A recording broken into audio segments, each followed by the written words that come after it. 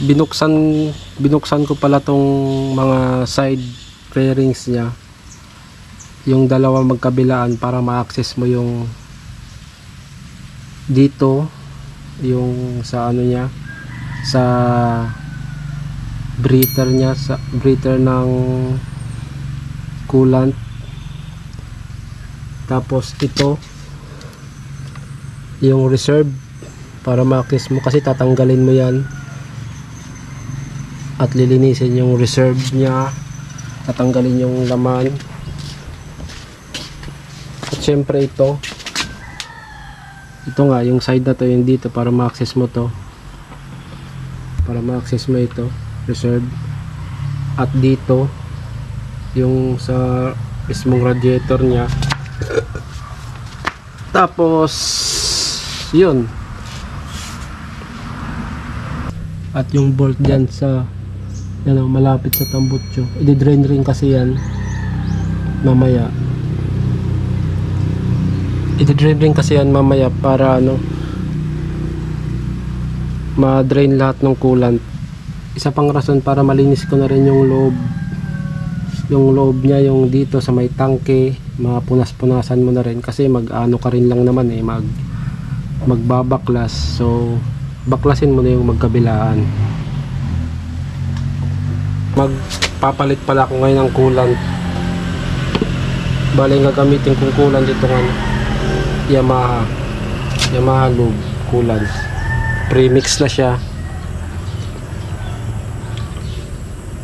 2 years na rin kasi itong ano, bali mag 2 years na siyang mahigit, hindi na papalitan ng coolant. So ngayon papalitan ko yung coolant. Mayroong screw dito, drain, may drain dito. Ito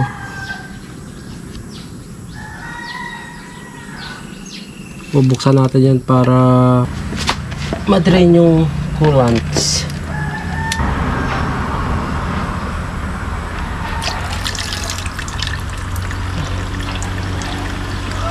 Tumulo na, lumulwak pa nga.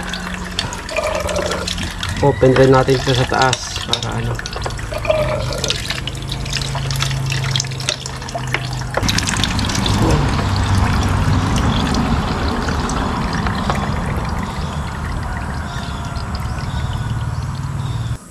bali kanina na drain ko na rin yung dito sa reserve, wala na tong laman. Ito, tinanggal ko, una kong tinanggal, tapos nilinis ko na rin. Tapos dito sa likod, ito luluwagan, tatanggalin rin natin yan, luluwagan, tatanggalin talaga para, oy, tapon mo ito lang.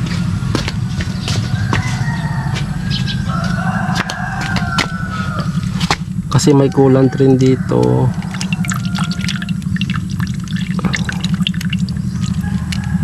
Tanggalin natin to para ma-drain talaga siya. Ayan. Tapos meron rin dito sa ano, malapit sa exhaust. Yan. Ito. Ano yun? Ito. Tatanggalin rin natin yan.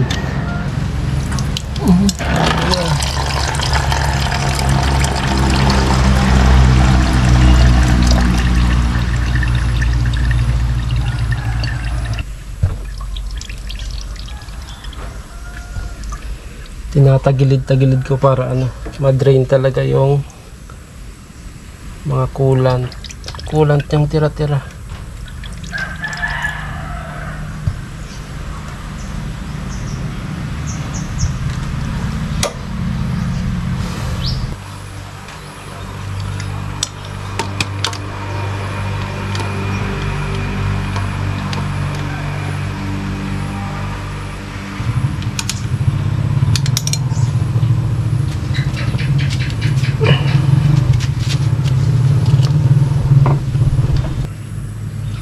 Pagkatapos ibabalik natin to, yung plug niya dito.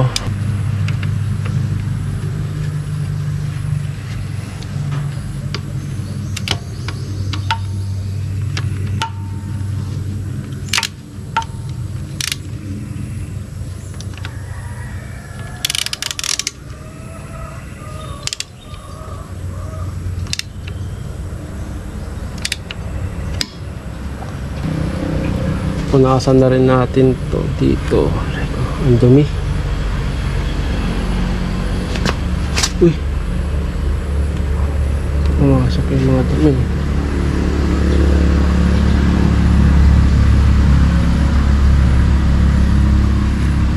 Yun, sali na natin tong coolant. Dahan-dahan lang.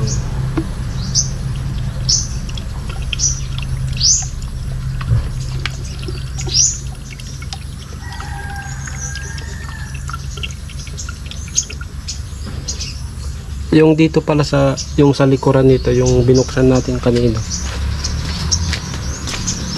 Itong breather. Ito. Habang nagsasalin ako ng coolant doon, dapat aapaw to dito.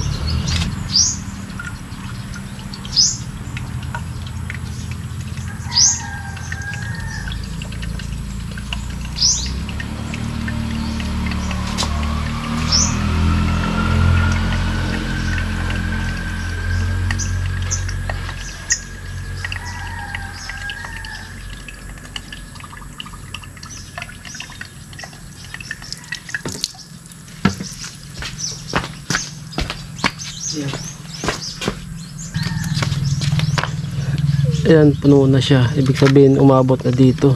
Ang dami na nga natapon. Tsaka natin ito isarado. Close.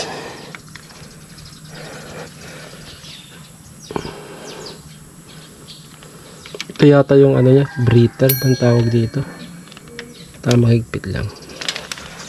Tsaka natin tuloy yung pagsalin dito.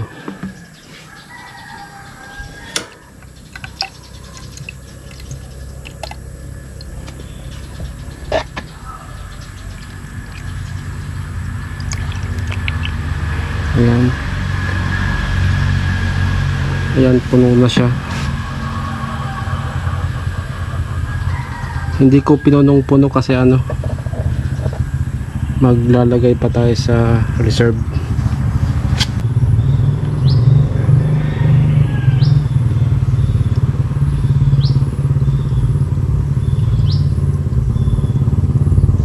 Yung paglalagay sa reserve dapat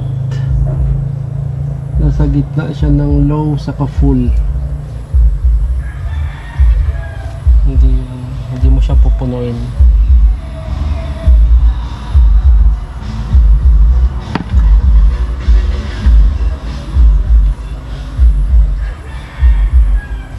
Kunti pa.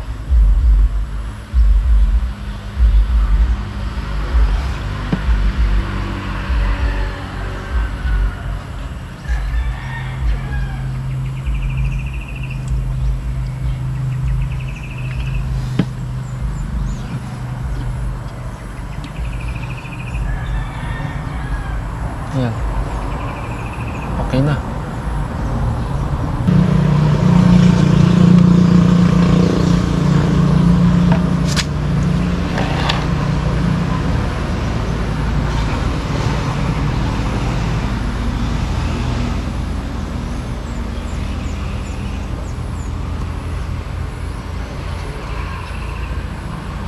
Tapos na.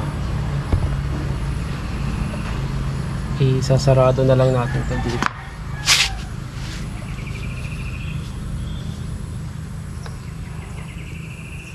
Ay, umapaw nga eh.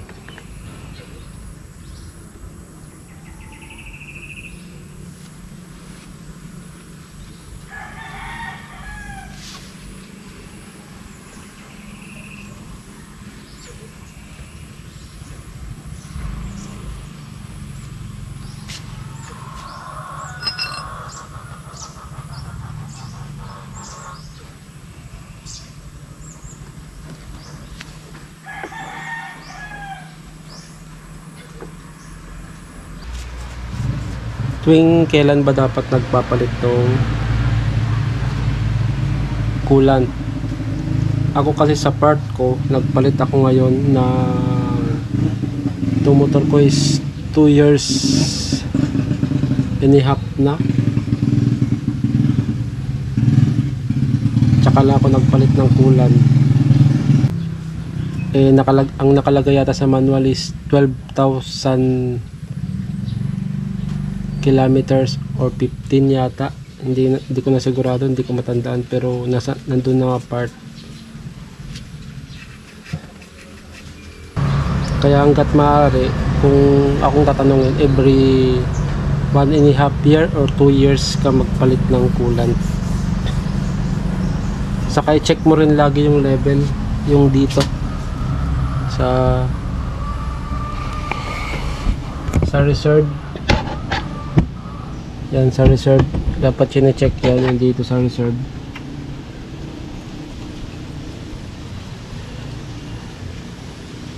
Dapat chine-check yung sa reserve, yung level niya, yung level ng coolant sa Aerox or Nmax siguro. Ang tamang level niya is nasa gitna siya ng low at full. Hindi mo rin siya dapat punuin, yung reserve.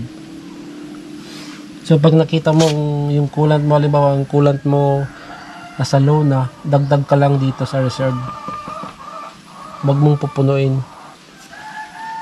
Checking tayo ng mga leak, kung may leak bang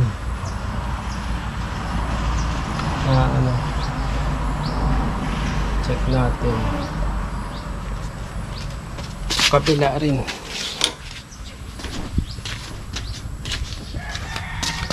May leak ba dito?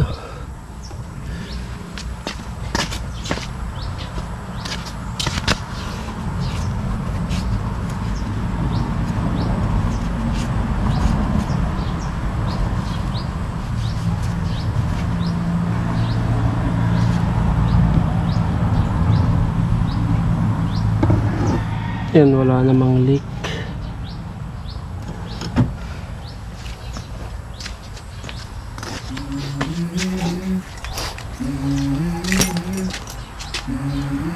Paanda rin natin. Let's go. I wake up to a little bit of drool on my pillow, feel like it's gonna be a bad day. I'm tired of shit, the coffee ain't hit yet, damn ain't that great. I don't wanna go to work, cause my boss is a jerk and I'm not even that paid. I need a change in my life, cause I don't feel alive and there's nothing that makes me happy. Hold my beer for a minute, I'm about to put my job cash in for a ticket. I'm